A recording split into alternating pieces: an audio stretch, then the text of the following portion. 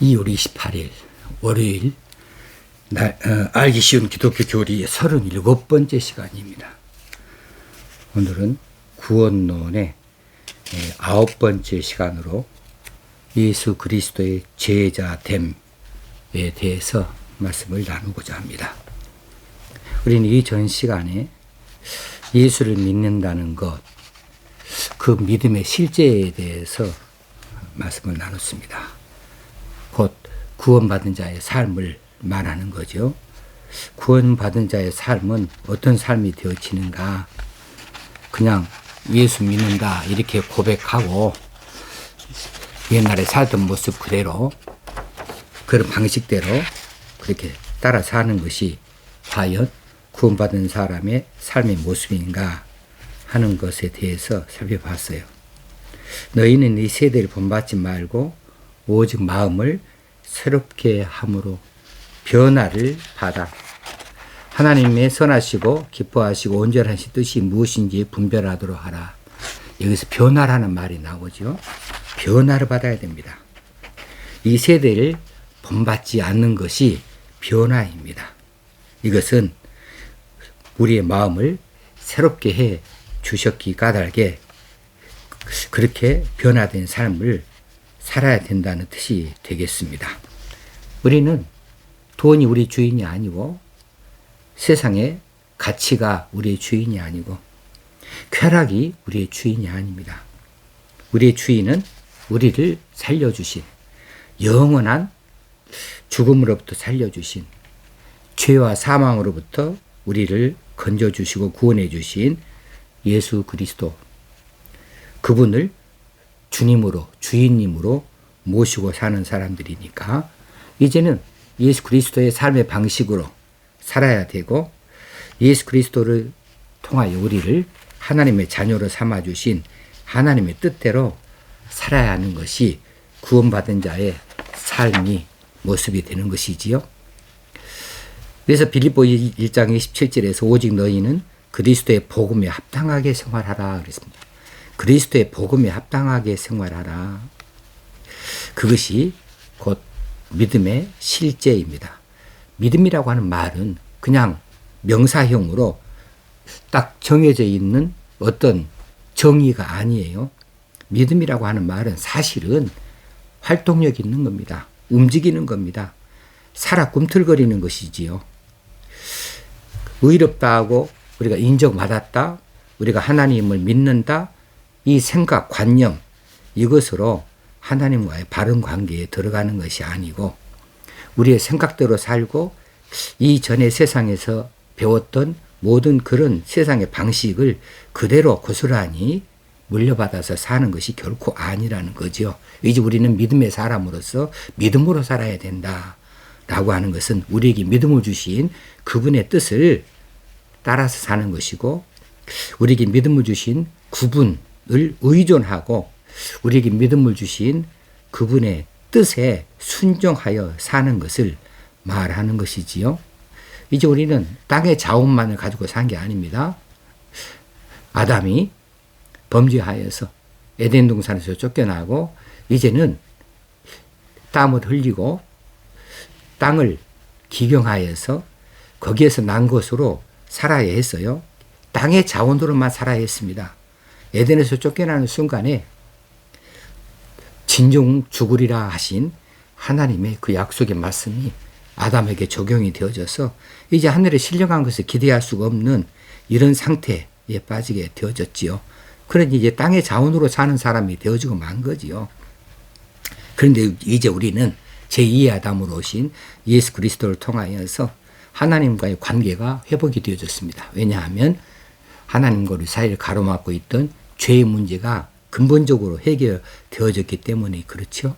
그래서 이제 우리 하나님의 저주 가운데 있는 것이 아니고 하나님의 징계 가운데 있는 것이 아니고 이제 하나님과 화평을 이루는 관계로 하나님과 관계가 맺어졌습니다. 그러므로 그동안에 끊어졌었던 이제 하늘의 자원, 그를 공급받아서 살게 되어졌습니다.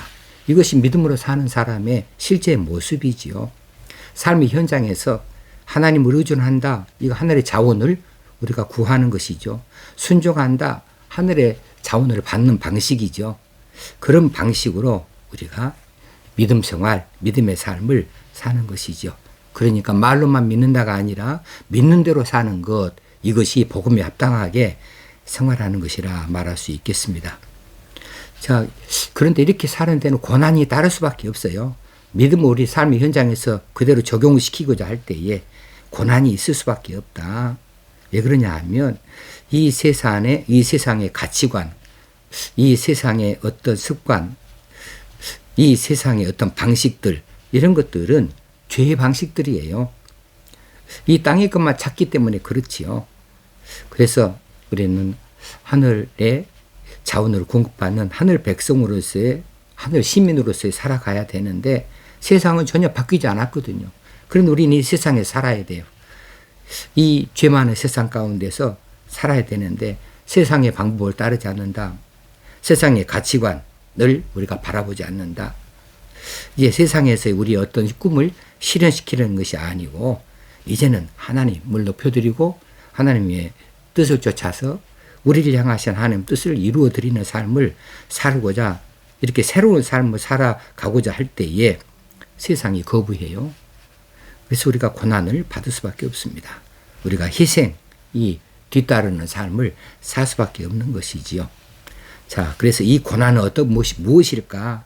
우리에게 준 이 고난은 예수 그리스도의 십자가를 우리가 믿음으로 십자가에 동참한다 그랬어요. 동참한다. 우리도 십자가를 진다 그 말입니다. 그래서 그 십자가의 후속 고난이 우리의 삶의 현장에서 날마다 일어나게 되어지는 거죠. 그래서 그리스도 안에서 십자가에서 이미 죽어버린 우리 옛사람이 실제 우리 생활 가운데에서 우리가 느끼도록 죽어가는 과정, 옛사람이 실제 생활에서 죽어가는 과정, 이것이 바로 고난이다 이렇게 말할 수 있겠습니다. 그래서 십자가에서 죽은 사건이 우리의 모든 죄가 우리 옛사람이 다 죽어버린 그런 것들이 우리 실제 생활에서 실제화 되어진다. 그런 것이죠. 이것이 바로 십자가를 진다는 말이죠. 이것이 바로 자기를 부인한다는 말이 되어질 것입니다. 마가복음 8장 34절에 무리와 제자들을 불러 이르시되 아무든지 나를 따라오려거든 자기를 부인하고 자기 십자가를 지고 나를 쫓을 것이니라. 그렇습니다.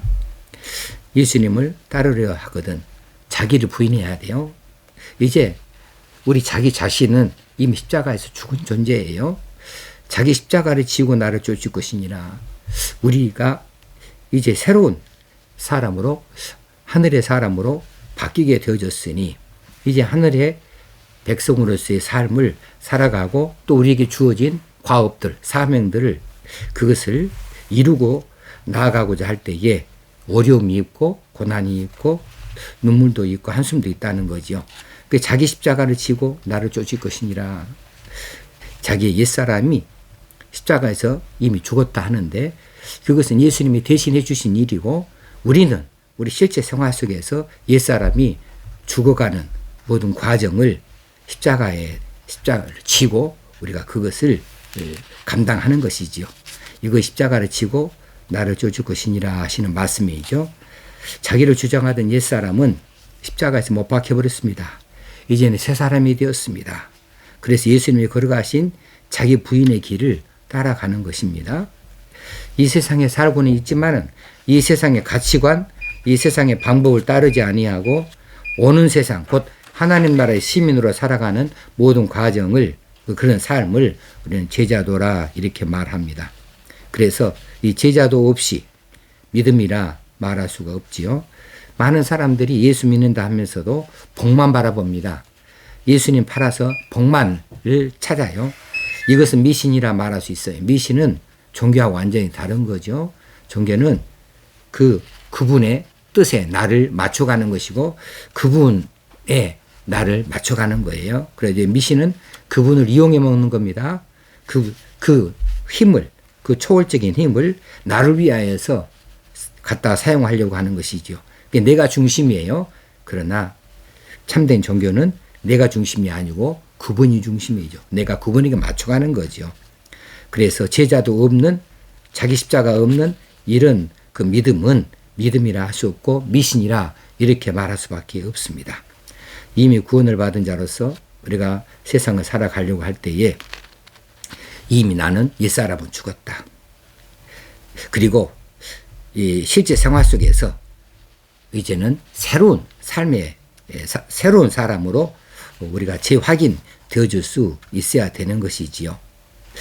자, 잘못된 옛사람의 행위가 머리를 들고 일어나려고 할 때에 그때에 거기에 지지 아니하고 그 순간에 나를 주장하려고 하는 옛사람적인 나를 십자가에 못 박는다. 그러니 고통이 있고 고난이 있는 거죠. 그 새로운 삶의 방식을 따라가는 것은 낯설기도 하고 힘들기도 하지요. 그러나 그 길을 쫓아 나아가는 겁니다. 그래서 제자도를 통하여서 나를 쫓으라 하시는 말씀을 이루어가는 것인데 나를 쫓으라 이 말은 나를 닮으라 이 말씀입니다. 예수님을 닮으라 그 말이지요. 그래서 이 닮으라 이 말은 예수님의 성품을 닮아가는 겁니다. 이것은 성화라 이렇게 바꾸어서 말할 수가 있겠습니다. 성화는 그런 의미에서 날마다 우리의 삶의 현장에서 나타나야만 하고 그것이 구원의 현재형으로 우리에게 있어야 하는 것이지요. 이미 과거에 구원받은 우리가 믿음으로 의롭게 인정되어져서 새로운 피조물이 되어진 우리가 현재의 의인으로서 하나님의 아들로서의 스스로를 재확인하는 과정, 이것이 성화의 과정이라 이렇게 말할 수 있겠습니다. 그 성화라 그 말 한자 말은 거룩한 성자를 쓰니까 거룩하게 변해간다 하는 것이지요. 변해간다. 예, 하나님의 선하시고 기뻐하시고 온전한 뜻이 무엇인지를 분별하도록 하는 것은 변화를 받아야 가능한 거죠. 변화되어져 간다라고 하는 거죠. 자, 이 세상의 가치를 따르지 않는 겁니다. 하나님 나라의 가치를 따르는 겁니다. 이 세상 어떤 힘을 의지하지 않습니다. 돈의 힘을 의지하지 않습니다. 하나님, 전능하신 하나님을 의지하고 하나님의 능력을 의지하는 것이지요.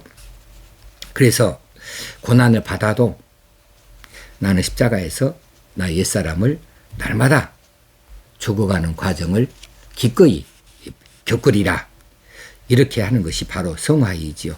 그 고난의 삶은 믿음 안에서 예수 그리스도와 연합하게 되어지고 그리고 예수 그리스도가 먼저 부활하셔서 우리의 첫 열매가 되어진 것을 통하여 나도 부활하고 우리도 부활하여서 새로운 삶의 자리로 날마다 내가 실제화되어져 간다.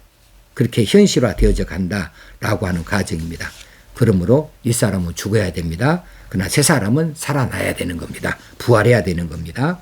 그래서 고린도후서 4장 16절에서 우리의 겉사람은 낡아지나 우리의 속사람은 날로 새로워지는도다 그랬습니다. 이 모습이 바로 성화의 모습이라 이렇게 말할 수 있어요. 언제까지 성화가 이루어져야 되는가? 우리가 죽는 날까지입니다. 이 세상에서 우리 육신의 생명이 끊어지는 날까지 우리는 계속해서 우리 성화되어져 가야 돼요.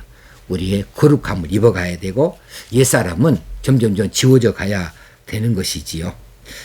그러므로 예수를 내가 매년 믿었다가 자랑이 아니고 내가 예수 믿고 이렇게 변화되어졌다가 자랑이 되어져야 되는 거죠. 예수 믿는 기간이 무슨 의미가 있어요? 예수 믿는 기간이 길어졌다 하면은 그만큼 성화도 많이 이루어져야 되는 것이지 않겠습니까? 그러므로 예수 오래 믿은 사람들은 내가 얼마나 성화되어졌는가, 내가 옛사람을 얼마나 많이 벗어났는가 날마다 묵상하고 내 가치관으로 주변에서 말하는 것으로가 아니라 하나님께서 인정하시는 것으로, 아, 너는 참 많이 변했다. 하나님께서 인정하시는 것으로 우리가 변화되어지는 삶을 통해서 날마다 성화되어져야 돼요. 옛날에는 안 그랬어요. 근데 지금은 달라요. 옛날에 이런 생각했어요. 그럼 지금 생각은 달라요. 옛날에 이런 방법이었어요. 그럼 지금은 그런 방법을 안 써요. 옛날에는 이렇게 나를 중심으로 했지만 지금은 내가 중심이 아니에요. 그래서 이건 보이기 위한 것도 아니고 이것은 꾸며낸 것도 아니고 이것은 어떤 자랑도 아니고 우리는 하나님 앞에서의 모습으로 진실된 모습으로 우리가 하나님께 맞춰져 가야 된다. 예수 그리스도에게 맞춰져 가야 된다라고 하는 겁니다. 그래서 우리의 생애가 이 땅에서 끝나는 날까지 우리는 날마다 성화되어져 가야 되지요. 이것이 구원의 현재입니다. 구원의 현재형이에요. 여기에는 고난이 있다, 고통이 있다, 당연한 것이다. 그리고 그분을 따라가는 것이다. 이것이 제자다. 제자는 항상 스승을 따라가는 겁니다. 스승을 닮아가는 겁니다. 그리고 스승을 자랑하는 겁니다. 이렇게 따라가는 사람이 다 되어줄 수 있기를 오늘 또 다시 한번 확인하고 다짐하는 날 되어질 수 있으면 좋겠습니다. 감사합니다.